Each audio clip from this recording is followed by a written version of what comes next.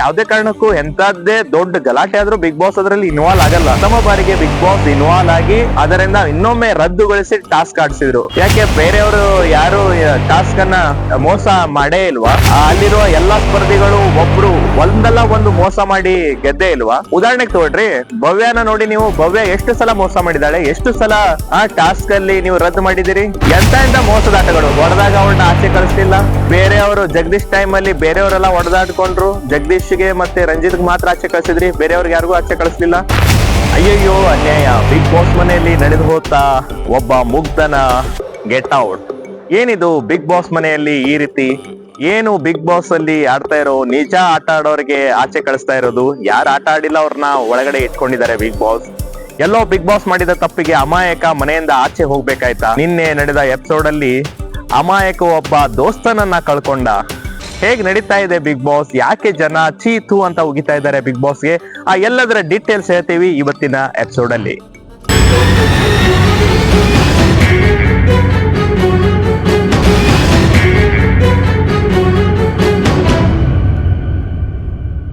ಸ್ನೇಹಿತರೆ, ನೀವೆಲ್ಲ ಹೇಗಿದ್ದೀರಿ? ಆರಾಮಾಗಿದ್ದೀರಿ ಅನ್ಕೊಂತೀನಿ. ನಾನು ನಿಮ್ಮ ಮಂಜುನಾಥ್ ಎಸ್ ಕದಂ. ಹೌದು, ಇವತ್ತು ಅಗೈನ್ ಬಿಗ್ ಬಾಸ್ ಬಗ್ಗೆ ಮಾತಾಡ್ತಾ ಇದ್ದೀನಿ. ಬಿಗ್ ಬಾಸ್ ಅನ್ನ ನೋಡ್ತಾ ಇದ್ರೆ ಎಲ್ಲರಿಗೂ ಇನ್ನೇನು 7 ದಿನ ಉಳಿದಿದೆ. ಆದ್ರೆ ಕ್ಷಣಕ್ಕೊಂದು ಕುತೂಹಲ. ಈ ರೀತಿ ಬಿಗ್ ಬಾಸ್ ನೀಡ್ತಿರುವ ಒಂದು ರೀತಿಯ ವಿಚಿತ್ರ ನಿರ್ಧಾರ ಇವೆಲ್ಲ ನೋಡ್ತಾ ಇದ್ರೆ ಜನರಿಗೆ ಯಾಕಪ್ಪ ಬಿಗ್ ಬಾಸ್ ನೋಡ್ಬೇಕು ಅನಿಸ್ತಾ ಇದೆ. ಯಾಕಂದ್ರೆ ಬಿಗ್ ಬಾಸ್ ಅಲ್ಲಿ ಯಾರು ಹೋಗ್ಬೇಕು ಅವ್ರು ಹೋಗ್ತಾ ಇಲ್ಲ, ಯಾರು ಹೋಗ್ಬಾರ್ದು ಅವರೆಲ್ಲ ಆಚೆ ಹೋಗ್ತಾ ಇದ್ದಾರೆ. ಇದು ನೋಡ್ತಾ ಇದ್ದವ್ರಿಗೆ ಬಿಗ್ ಬಾಸ್ ಎಲ್ಲೋ ಒಂದ್ ಕಡೆ ಸುದೀಪು ಬೇಜಾರ್ ಮಾಡ್ಕೊಂಡಿದ್ದಾರೆ ಅನ್ಸುತ್ತೆ. ಯಾಕಂದ್ರೆ ಸುದೀಪು ಗೊತ್ತಿರಲ್ಲ ಯಾವ ಟೈಮ್ ಅಲ್ಲಿ ಯಾರು ಹೋಗ್ತಾರ ಅನ್ನೋದು ಕೊನೆ ಕ್ಷಣದಲ್ಲಿ ಗೊತ್ತಾಗತ್ತೆ. ಹೀಗಾಗಿ ಈಗ ಬಿಗ್ ಬಾಸ್ ಅಲ್ಲಿ ನೋಡಿ ಅಮಾಯಕವಾಗಿ ಹನುಮಂತನ ದೋಸ್ತ ಆಚೆಗೆ ಹೋಗ್ಬಿಟ್ಟಿದ್ದಾನೆ. ಆಕ್ಚುಲಿ ಹಾಗೆ ನೋಡಿದ್ರೆ ಅವನು ಫಿನಾಲೆಯಲ್ಲಿ ಇರ್ಬೇಕಾದಂತಹ ಸ್ಪರ್ಧಿ. ಆದ್ರೆ ಆ ಸ್ಪರ್ಧಿಯನ್ನ ಬಿಗ್ ಬಾಸ್ ನಿನ್ನೆ ಆಚೆ ಕಳಿಸ್ಬಿಟ್ಟಿದ್ದಾರೆ. ಹೀಗೆ ಆಚೆ ಹೋದ ಧನ್ರಾಜ್ ಬಗ್ಗೆ ನಾವು ಹೇಳಲೇಬೇಕು. ಯಾಕಂದ್ರೆ ಧನ್ರಾಜ್ ಅವರ ಆಟ ನೀವು ನೋಡಿದಿರಿ, ಒಂದು ರೀತಿಯ ಜೆನ್ಯೂನ್ ಆಗಿ ಆಟ ಆಡಿದ್ದಾರೆ. ಹೌದು, ಸ್ವಲ್ಪ ಪುಕ್ಲ ಸ್ವಭಾವ ಬಿಟ್ರೆ ಧನ್ರಾಜು ಸಖತ್ತಾಗಿ ಆಟ ಆಡಿದ್ರು. ನೀವು ಸ್ಟಾರ್ಟಿಂಗ್ ಬಿಗ್ ಬಾಸ್ ಅಲ್ಲಿ ಎಂಟ್ರಿ ಇಂದ ಹಿಡ್ಕೊಂಡು ಇಲ್ಲಿವರೆಗೂ 100 ದಿನ ಪೂರೈಸೋದು ಅಂದ್ರೆ ಸಾದಾ ವಿಷಯ ಅಲ್ಲ. 100 ದಿನ ಪೂರೈಸಿ ಇನ್ನೇನು ಫಿನಾಲೆಗೆ ಬರ್ಬೇಕನ್ನೋಷ್ಟ್ರಲ್ಲಿ ಅವ್ರನ್ನ ಆಚೆ ತೆಗೆದ್ಬಿಟ್ರು. ಎಲ್ಲಿವರೆಗೂ ಅಂದ್ರೆ ಮೊನ್ನೆ ಅಷ್ಟೇ, ಒಂದು ವಾರದ ಹಿಂದೆ ಅವರು ಫಿನಾಲೆಯಲ್ಲಿ ಆಯ್ಕೆಯಾಗಿದ್ರೆ ಇವತ್ತು ಧನ್ರಾಜ್ ಹೋಗ್ಬೇಕಾಗಿದ್ದಿಲ್ಲ. ಆದ್ರೆ ಬಿಗ್ ಬಾಸ್ ಮಾಡಿದ ತಪ್ಪಿಗೆ, ಯಾಕಂದ್ರೆ ಧನ್ರಾಜ್ ತಪ್ಪಿದ್ದಿಲ್ಲ, ಸುತ್ತಲೂ ಮಿರರ್ ಇರತ್ತೆ, ಎಲ್ಲಾ ಗೊತ್ತಿರತ್ತೆ. ಹಾಗಿದ್ದಾಗ ಬಿಗ್ ಬಾಸ್ಗೆ ಅದು ಗೊತ್ತಿರ್ಬೇಕಾಗಿತ್ತು. ಯಾಕಂದ್ರೆ ಸುತ್ತಲೂ ಮಿರರ್ ಇದ್ದಾಗ ಅದನ್ನ ಖಂಡಿತವಾಗಿ ಮುಂದೆ ಕಂಡು ಬರುತ್ತೆ. ಹೀಗಾಗಿ ಆತ ಸಹಜವಾಗಿ ನೋಡಿರ್ಬೋದು. ಆದ್ರೆ ಫಿನಾಲೆಯಲ್ಲಿ ಬಿಗ್ ಬಾಸ್ ಅನೇ ಇತಿಹಾಸದಲ್ಲಿ ಫಸ್ಟ್ ಟೈಮ್ ಬಿಗ್ ಬಾಸ್ ಅದರಲ್ಲಿ ಮುತುವರ್ಜಿ ವಹಿಸಿ ಅವರೇ ಇನ್ವಾಲ್ವ್ ಆಗಿ, ಯಾಕಂದ್ರೆ ಯಾವ್ದೇ ಕಾರಣಕ್ಕೂ ಎಂತದ್ದೇ ದೊಡ್ಡ ಗಲಾಟೆ ಆದ್ರೂ ಬಿಗ್ ಬಾಸ್ ಅದರಲ್ಲಿ ಇನ್ವಾಲ್ವ್ ಆಗಲ್ಲ. ಅದೇ ಪ್ರಥಮ ಬಾರಿಗೆ ಬಿಗ್ ಬಾಸ್ ಇನ್ವಾಲ್ವ್ ಆಗಿ ಒಬ್ಬ ವ್ಯಕ್ತಿಯನ್ನ ಮತ್ತೆ ಆಚೆ ಅಂದ್ರೆ ಅದರಿಂದ ಇನ್ನೊಮ್ಮೆ ರದ್ದುಗೊಳಿಸಿ ಟಾಸ್ಕ್ ಆಡಿಸಿದ್ರು. ಯಾಕೆ ಬೇರೆಯವರು ಯಾರು ಟಾಸ್ಕ್ ಅನ್ನ ಮೋಸ ಮಾಡೇ ಇಲ್ವಾ? ಅಲ್ಲಿರುವ ಎಲ್ಲಾ ಸ್ಪರ್ಧಿಗಳು ಒಬ್ರು ಒಂದಲ್ಲ ಒಂದು ಮೋಸ ಮಾಡಿ ಗೆದ್ದೇ ಇಲ್ವಾ? ಉದಾಹರಣೆಗೆ ತಗೊಳ್ರಿ, ಭವ್ಯನ ನೋಡಿ ನೀವು. ಭವ್ಯ ಎಷ್ಟು ಸಲ ಮೋಸ ಮಾಡಿದಾಳೆ, ಎಷ್ಟು ಸಲ ಆ ಟಾಸ್ಕ್ ಅಲ್ಲಿ ನೀವು ರದ್ದು ಮಾಡಿದಿರಿ. ಎಲ್ಲಿವರೆಗೂ ಅಂದ್ರೆ ಕ್ಯಾಪ್ಟನ್ಸಿ ಕೂಡ ಟಾಸ್ಕ್ ಇದ್ರು ಕೂಡ ಆ ಟೈಮ್ ಅಲ್ಲಿ ಅವಳು ಬಾಲ್ ಅದ್ದು ತಪ್ಪಿದ್ರು ನೀವು ಅವಳನ್ನ ಕ್ಯಾಪ್ಟನ್ ಮಾಡಕ್ ಕೊಟ್ರಿ, ಆಗ ನಿಲ್ಸ್ಲಿಲ್ಲ. ಎಂತ ಮೋಸದಾಟಗಳು. ಹೊಡೆದಾಗ ಅವಳನ್ನ ಆಚೆ ಕಳಿಸ್ಲಿಲ್ಲ. ಬೇರೆಯವರು ಜಗದೀಶ್ ಟೈಮ್ ಅಲ್ಲಿ ಬೇರೆಯವರೆಲ್ಲ ಹೊಡೆದಾಡ್ಕೊಂಡ್ರು. ಜಗದೀಶ್ಗೆ ಮತ್ತೆ ರಂಜಿತ್ಗೆ ಮಾತ್ರ ಆಚೆ ಕಳಿಸಿದ್ರಿ, ಬೇರೆಯವ್ರಿಗೆ ಯಾರಿಗೂ ಆಚೆ ಕಳಿಸ್ಲಿಲ್ಲ. ಈಗ ನೀವು ಒಬ್ಬ ಧನ್ರಾಜ್ ಒಬ್ಬ ಬೆಳೆ ಹುಡುಗಾರಿ ಬೆಳೆಗ್ ಬಿಡ್ಬೇಕಾಗಿತ್ತು. ಏನೋ ರೀಲ್ಸ್ ಮಾಡ್ಕೊಂಡು ಅಲ್ಲಿ ಇಲ್ಲಿ ಬೆಳೆದು ಒಂದು ಸ್ಟೇಜ್ ಬಂದಾಗ ಈ ರೀತಿ ನೀವು ಕೊನೆ ಮೂಮೆಂಟ್ ಅಲ್ಲಿ ಇಡ್ಬೇಕಾಗಿತ್ತು. ಅಟ್ಲೀಸ್ಟ್ ಅವನು ಟಾಪ್ 5 ಅಲ್ಲಿ ಇಟ್ಟಿದ್ರೆ ಒಂದು ನಿಮ್ಗೂ ಒಂದು ಅದಕ್ಕೆ ಬೆಲೆ ಸಿಕ್ತಿತ್ತು. ಇಲ್ಲಿ ಏನಾಗ್ಬಿಟ್ಟಿದ್ದು, ಅವ್ರನ್ನ ಟಾಪ್ 5 ಇಂದ ತೆಗೆಯೋದು ಒಂದು ಉದ್ದೇಶವೇ ನಿಮ್ದಾಗಿದ್ರೆ ಮತ್ತೆ ಆ ಟಾಸ್ಕ್ ಅಲ್ಲಿ ಮತ್ತೆ ಯಾಕೆ ಆಡಿಸ್ಬೇಕಾಗಿತ್ತು ಅಲ್ವಾ? ಈಗ ಧನ್ರಾಜ್ ಬಗ್ಗೆ ನಾವು ಹೇಳಲೇಬೇಕು. ಯಾಕಂದ್ರೆ ಧನ್ರಾಜ್ ಬಿಗ್ ಬಾಸ್ ಅಲ್ಲಿ ಬಂದಾಗ ನೀವು ನೋಡ್ಬೋದು ಒಂದು ರೀತಿಯ ಹೃದಯ, ಹೆಣ್ಕರಳು ಅನ್ಬೋದು. ಯಾಕಂದ್ರೆ ಮುಗ್ಧನಾಗಿ ಒಂದು ಅಮಾಯಕನಂತೆ ಆಟ ಆಡ್ಕೊಂಡ್ ಬಂದ. ಅದರಲ್ಲಿ ಫಸ್ಟ್ ಟೈಮು ಜಗಳ ಆಗಿದ್ದಂದ್ರೆ ಅದು ಲಾಯರ್ ಜಗದೀಶ್ ಜೊತೆ. ಲಾಯರ್ ಜಗದೀಶ್ ಮತ್ತು ಅವ್ರದ್ದು ಆ ಜಗಳ ಎಷ್ಟಕ್ ತಾರಕ್ ಹೋಗಿತ್ತಂದ್ರೆ ಮುಖಾಮುಖಿ ತನಕ ಬಂದಿತ್ತು. ಧನರಾಜ್ ಕೂಡ ಒಂದು ರೀತಿಯ ಕೋಪಗೊಂಡಿದ್ರು. ಇದಾದ್ಮೇಲೆ ಅವ್ರ ಜರ್ನಿ ಒಳ್ಳೆಯ ರೀತಿಯಿಂದ ಸ್ಟಾರ್ಟ್ ಆಗತ್ತೆ. ಫಸ್ಟ್ ಜನ ಬಂದಾಗ ಏನ್ ಅನ್ಕೊಂಡಿದ್ರು, ಧನರಾಜು ಕೇವಲ ಒಂದು 3 ವಾರ ಉಳಿಬಹುದು ಅಥವಾ ಅಬ್ಬಬ್ಬ ಅಂದ್ರೆ 1 ತಿಂಗಳು ಉಳಿಬಹುದು ಅನ್ಕೊಂಡಿದ್ರು. ಆದ್ರೆ ಎಲ್ಲೋ ಲಕ್ ಬೈ ಚಾನ್ಸ್ ಅನ್ಸ್ತಾ ಒಂದ್ರಲ್ಲಿ ಒಂದು ಮಿಸ್ ಆಗ್ತಾ ಕೊನೆಗೆ ಧನರಾಜ್ ಅವರ ಆಟ, ಆಮೇಲೆ ಅವರ ಒಂದು ಎಂಟರ್ಟೈನ್ಮೆಂಟ್ ಅಂದ್ರೆ ಇಲ್ಲಿ ಧನರಾಜನ ನಾವು ಮೆಚ್ಕೊಳ್ಳೇಬೇಕು. ಯಾಕಂದ್ರೆ ಒಂದು ಮಿಮಿಕ್ರಿ ವಿಷಯದಲ್ಲಿ ಅವರು ಪ್ರತಿಯೊಂದು ಮಿಮಿಕ್ರಿ ಮಾಡಿದ್ರು. ಮೊನ್ನೆಷ್ಟೇ ನೀವು ನೋಡಿದ್ರಿ ರಂಗಾಯಣ್ ರಘುದು ಎಷ್ಟು ಒಳ್ಳೆ ಮಿಮಿಕ್ರಿಯನ್ನ ಮಾಡಿದ್ರು. ಜೊತೆಗೆ ಗೋಲ್ಡನ್ ಸ್ಟಾರ್ ಗಣೇಶ್ ಅವರ ಬಗ್ಗೆ ಮುಂಗಾರು ಮಳೆದು, ಜೊತೆಗೆ ಅಲ್ಲೆಲ್ಲಿ ಎಷ್ಟು ಕಾಮಿಡಿ ಆಗತ್ತೆ ಅಷ್ಟು ಕಾಮಿಡಿಯನ್ನ ಮಾಡ್ಕೊಂಡ್ ಬರ್ತಾ ಇರೋದು ಧನರಾಜ್ ಮಾತ್ರ ಅನ್ನೋದು ನೀವು ನೆನಪಲ್ಲಿ ಇಟ್ಕೊಳ್ಳಿ.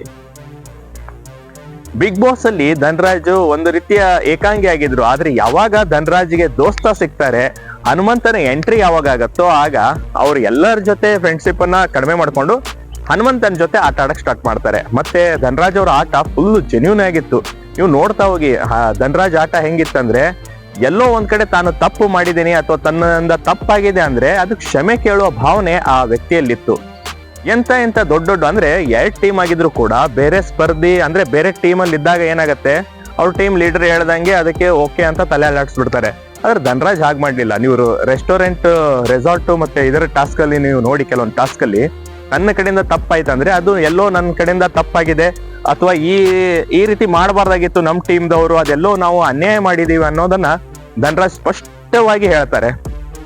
ಹೀಗಿರ್ಬೇಕಾದ್ರೆ ಮತ್ತೆ ನೀವು ನೋಡಿ, ಅದ್ರ ಜೊತೆ ಧನರಾಜು ಮತ್ತೆ ಹನುಮಂತನ ಫ್ರೆಂಡ್ಶಿಪ್, ಅವ್ರು ಎಷ್ಟೆಲ್ಲ ತಮಾಷೆ ಮಾಡಿಲ್ಲ. ಒಂದು ಬಿಗ್ ಬಾಸ್ಗೆ ಆ ಕಂಟೆಂಟ್ಗೆ ಏನ್ ಬೇಕು, ಟಾಸ್ಕ್ ಅಂತ ಬಂದಾಗ ಹೋರಾಡಿದ್ದಾರೆ. ಅಲ್ಲಿ ಎಲ್ಲರ ಜೊತೆ ಫೈಟ್ ಮಾಡ್ಬೇಕಾ, ಮಾಡಿದ್ದಾರೆ. ಜೊತೆಗೆ ಇಡೀ ಆ ಬಿಗ್ ಬಾಸ್ ಹೌಸ್ ಅಲ್ಲಿ ಒಂದು ನಗುವಿಗೆ ಕಾರಣ ಆಗಿದ್ದು ಧನರಾಜು ಮತ್ತೆ ಹನುಮಂತ. ಈಗ ಧನರಾಜು ಜೊತೆಗೆ ಅವರು ಫ್ಯಾಮಿಲಿ ಬಂದ್ ಹೋಯ್ತು. ಆಮೇಲೆ ಧನರಾಜ್ ಅವರ ಅಷ್ಟು ಯಾರ ಜೊತೆನೂ ಅಷ್ಟೊಂದು ಜಗಳ ಆಡ್ಕೊಂಡಿಲ್ಲ. ಆಡಿದ್ರು ಅಂದ್ರೆ ಮತ್ತೆ ರಜತ್ ಬಂದ ಟೈಮಲ್ಲಿ, ಯಾಕಂದ್ರೆ ರಜತ್ ಮತ್ತೆ ಧನರಾಜ್ಗೆ ಎಲ್ಲಿವರೆಗೂ ಟೆಂಪ್ಟ್ ಮಾಡಿದ್ರಂದ್ರೆ ಒಂದು ಗಲ್ಲಕ್ಕೆ ಅವ್ರು ಮುಟ್ಟಿದ್ರು, ಅದು ಎಷ್ಟು ದೊಡ್ಡ ವಿಷಯ ಮಾಡ್ಕೊಂಡು ಅದು ಇಲ್ಲಿ ತನಕ ಬಂದಿತ್ತು ಇಬ್ರುದು. ಆ ಗಲಾಟೆಯನ್ನ ಮನೆ ಮಂದಿ ಎಲ್ಲ ಬಿಡಿಸಿದ್ರು. ಧನರಾಜ್ ಇಲ್ಲಿವರೆಗೂ ಅವ್ರು ಬಿಗ್ ಬಾಸ್ ಅಲ್ಲಿ ನಡೆದು ಬಂದ ಹಾದಿಯನ್ನ ನೋಡ್ತಾ ಹೋದ್ರೆ ನಿಜಕ್ಕೂ ಚೆನ್ನಾಗಿ ಆಟ ಆಡಿದ್ರು. ಆದ್ರೆ ಯಾರು ಅನ್ಕೊಂಡಿದ್ದಿಲ್ಲ ಧನರಾಜ್ ಅವರು ಈ ರವಿವಾರ ಔಟ್ ಮಾಡ್ತಾರೆ ಬಿಗ್ ಬಾಸ್ ಇಂದ ಅಂತ. ಯಾಕಂದ್ರೆ ಇನ್ನು ಕೊನೆವರೆಗೂ ಇರ್ಬೇಕಾಗಿತ್ತು. ಎಲ್ಲಿವರೆಗೂ ಜನ ಅನ್ಕೊಂಡಿದ್ರಂದ್ರೆ ಟಾಪ್ 5 ಅಲ್ಲ ಟಾಪ್ 3 ಅಲ್ಲಿ ಇರ್ಬೋದೇನೋ ಅಂತಾನು ಅನ್ಕೊಂಡಿದ್ರು. ಯಾಕಂದ್ರೆ ಆ ಕಡೆ ದೋಸ್ತ ಅವ್ರನ್ನ ಒಳ್ಳೆ ರೀತಿಯಿಂದ ಒಂದು ಗೈಡ್ ಮಾಡಿ ತಗೊಂಡೋಗಿದ್ರು. ಮತ್ತೆ ಎಲ್ಲೂ ಆ ಫ್ರೆಂಡ್ಶಿಪ್ ಅನ್ನ ಬಿಟ್ಕೊಡ್ಲಿಲ್ಲ. ಜೊತೆಗೆ ಫ್ರೆಂಡ್ಶಿಪ್ ಅಲ್ಲಿ ಯಾವುದೇ ಕಾರಣಕ್ಕೂ ನನ್ನ ಫ್ರೆಂಡ್ ಅನ್ನ ನಾನು ವೋಟ್ ಮಾಡಲ್ಲ ಹಂಗೇನಿಲ್ಲ. ಇಬ್ರಲ್ಲಿ ಹೆಂಗಿತ್ತಂದ್ರೆ ಹನುಮಂತ ಧನರಾಜ್ಗೆ ನಾಮಿನೇಟ್ ಮಾಡ್ತಿದ್ರು, ಧನರಾಜ್ ಹನುಮಂತನ ಹೆಸರು ತಗೊಂತಿದ್ರು. ಏನ್ ಅದರಲ್ಲಿ ಫ್ರೆಂಡ್ಶಿಪ್ ಅಲ್ಲಿ ಏನು ಯಾವುದೇ ರೀತಿಯ ವ್ಯತ್ಯಾಸ ಆಗ್ಲಿಲ್ಲ, ಒಂದು ನ್ಯೂಟ್ರಲ್ ಆಗಿದ್ರು. ಆದ್ರೆ ಬಿಗ್ ಬಾಸ್ ಅಲ್ಲಿ ಬೇರೆ ಸ್ಪರ್ಧಿಗಳು ಅನ್ನ ಬಿಟ್ಟು ಯಾರು ಬೇಕಾಗಿದ್ದಿಲ್ಲ ಅವ್ರನ್ನ ಬಿಟ್ಟು ಧನರಾಜನ್ನ ಆಚೆ ಕಳಿಸ್ತಾರೆ.